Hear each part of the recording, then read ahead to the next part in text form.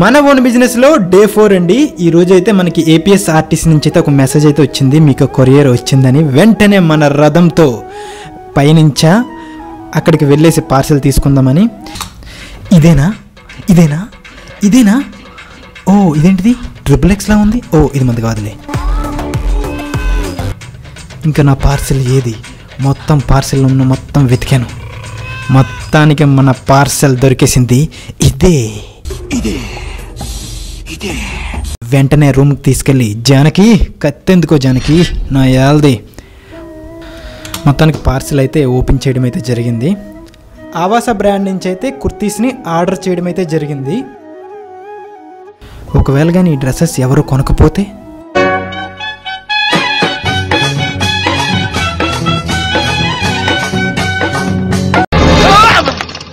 ఊహిస్తేనే భయంకరంగా ఉంది। కానీ వాడు మొత్తం XXL అండ్ ఎస్లు స్మాల్ సైజెసే పంపించాడు, మిగతా సైజెస్ ఏవి పంపించలేదు। టోటల్ అన్ని డ్రెస్సెస్ కూడా అలానే పంపించేశాడు। వెంటనే ఆడికి ఫోన్ చేసి నాకు వచ్చి రాని హిందీతో మాట్లాడడం అయితే జరిగింది, మీరు కూడా ఒకసారి వినండి।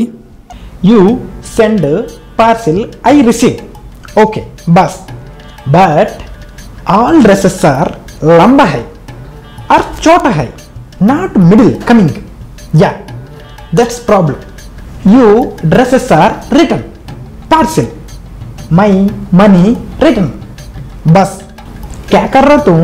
तुम्हारा नाम क्या है? हमारा नाम क्या है? प्याज डालो।